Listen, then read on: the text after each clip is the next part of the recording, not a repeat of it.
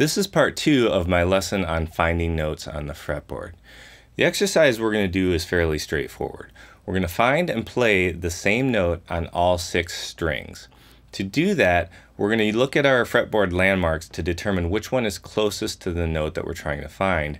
That way we can work our way to the note we're looking for as quickly as possible.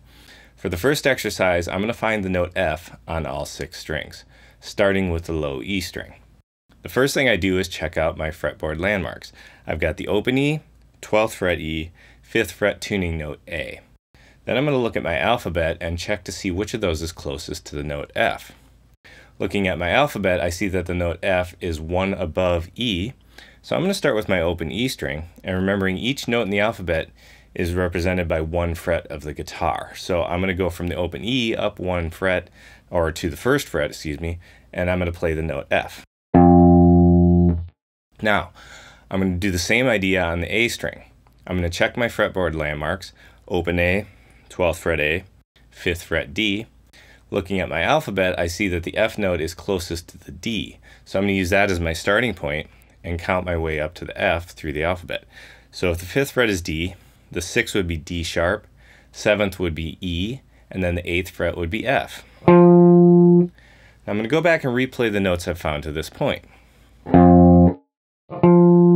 Now those 2 notes match up. They're what are called octaves of each other. You'll notice the A string note is a higher pitch than the E string note, but they're both Fs. Now I'm going to go to my D string and look at my landmarks. I've got the Ds and the G tuning note on the 5th fret. Looking at my alphabet, I see that that G is the closest one. So I'm going to count down from G to my F note. G, G flat on the 4th fret, F on the 3rd fret. Again, I'm going to go back and replay everything. And sure enough, they all match up. I'm going to move to my G string, take a look at my landmarks. I've got the G's and the tuning note B. I see that G is closest to F, and we went down from G to F. So I'm going to start at the 12th fret and work my way down to F from there. So the 12th fret is G, the 11th fret is G flat, the 10th fret would be F. Again, go back and replay everything.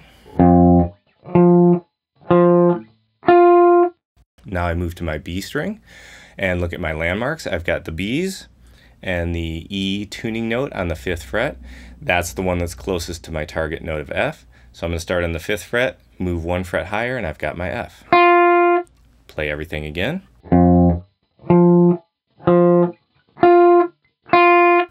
Sure enough, everything matches up.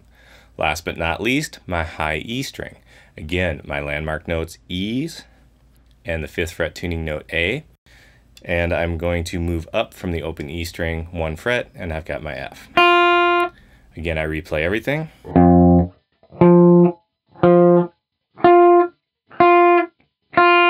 And now I've got all my F notes.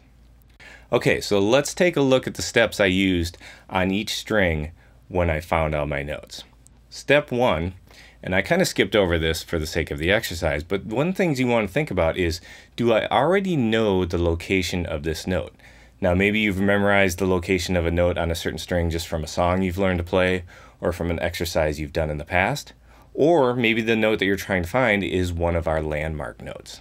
So if that's the case, you're good to go. You already know the note you need to play. Step 2, if you don't know the note, you're going to find the closest landmark note. That way I can get as efficiently as possible to the note that I'm looking for with the least amount of work, the least amount of counting. Step 3, I use my alphabet to move from that landmark note to the note I'm trying to find. Step 4, I play the note so I can use my ears to check my work. Step 5, I go back and replay all the previously found notes to make sure everything matches up. Okay. Now that we have the steps under control, let's try it again with the note C. So I'm going to find the note C on all 6 strings.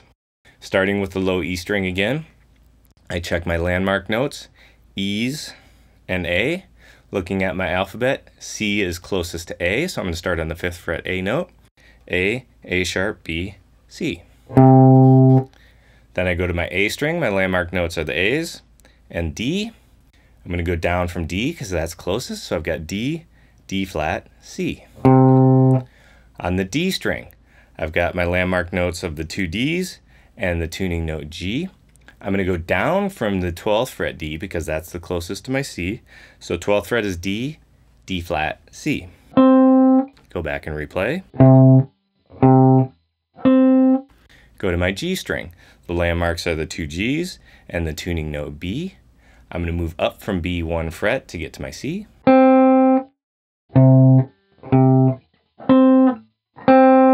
Now I move to my B string. My landmark notes are my B's and the tuning note E. I'm going to go up from the open B string. There's my C.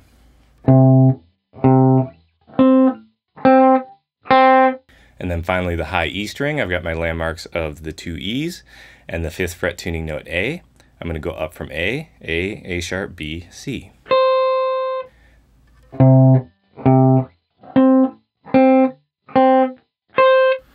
Now, the two E strings are always going to be mirror images of each other in terms of the note names and their locations.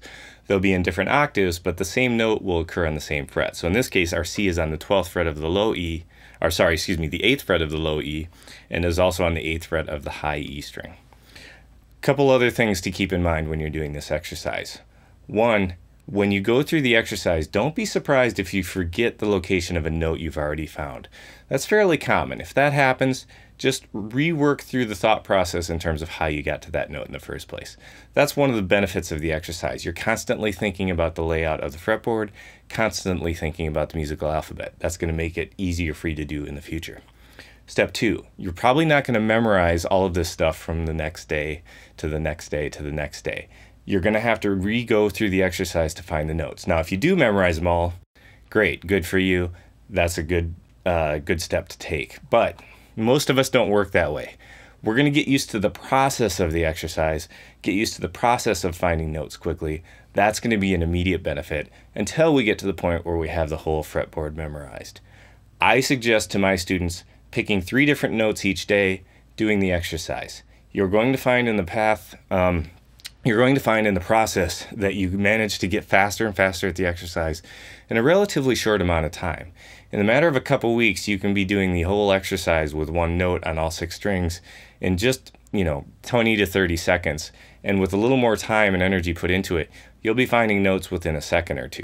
That's useful. That's really beneficial. Now, ultimately down the road, you want to have all the notes memorized. That's where you really want to be, and that's what you're working towards. All right, I hope this helps you out. Good luck, and keep at it. Practice is key. Thanks.